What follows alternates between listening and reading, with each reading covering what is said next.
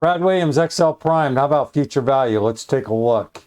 Dollar today is going to be worth what in the future? We understand inflation. We know the cost of a loaf of bread has what, doubled over the last 12 months? Seriously, it's ridiculous. That is future value. That is the impact of rising prices and trying to keep track of it. So 10 grand, interest rate 6%, compounded monthly comes out to 15,203. How do we know? Two different ways. We have a tool here, future value, and it's going to just spit out this number. The future value function in Excel is a financial function that returns the future value of an investment. It doesn't have to be an investment, just the future value. You can look at the cost of anything, and that future value will be the anticipated inflation plus markup. Okay, you can use markup would be your profit. So inflation's 5% and you need a markup of 6%.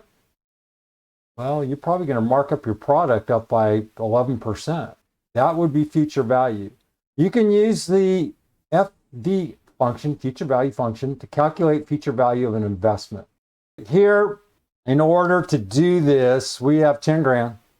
We have 7 years. We have compounding periods 12, a rate of 6%. But in order to get compounded monthly, we need to multiply that 7 times 12. There's 84 total payments. That means you're going to earn interest on each one of those payments. I just hard-coded this, 84. What I need to do is go 12 times 7 and put a little box in here. But for now, 84. The interest rate, 6%.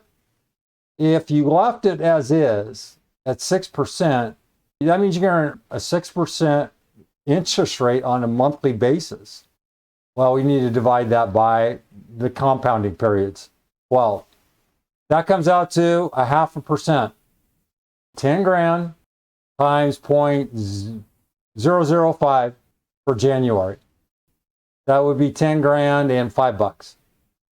The next month, it would be 10,125 times 0.005. Then you add that to the 10,125, and you keep doing that. That's the compounding effect. Reverse it, that's the penalty on your credit card. If you're not paying it off on a monthly basis, you can see how it accumulates. Here it's on the other end. This is the 10 grand. You threw it into a bank, they threw it into a CD, and this is what you're making. Okay. Here's the formula. Here's the actual numbers. How does it work? Here's 10 grand. What's the 1.005? It is 6% divided by 12. Multiply 10 by this, you get 10.5. You take this 10.5, you throw it over here. That's your new investment. That's what it's worth. This is month 2. You earn 0.5% interest for the next 30 days. You're going to have 10,125. I said 10,125 on that first investment. No, that's the second month. Sorry.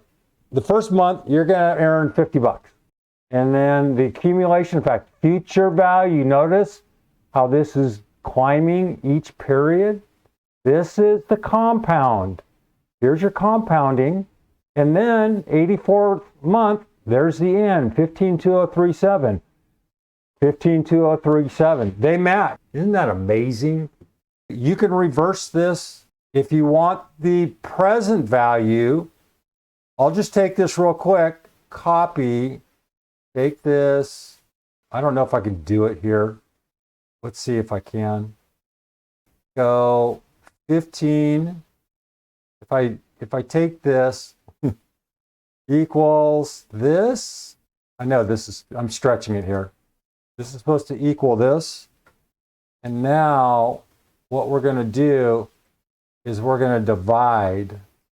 All we're going to do, and I'm cheating here, all I did was I grabbed this 15,203. We know that's the present value at the end of the 84th month.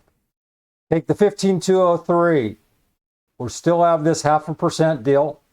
All we're doing is taking B100, this number, and dividing it by 0.1005. That's the present value. And if we go all the way down the 84th month, guess what?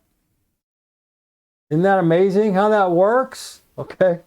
That's present value, future value. All we're doing is taking future value. The question you ask is, I need $15,203 in 7 years. What amount do I need to start with if I demand a 0.5% interest compounded or 6% compounded monthly? What amount do I need to give you today? That number would be 10 grand. So that's enough for now. Brad Williams, XL Prime.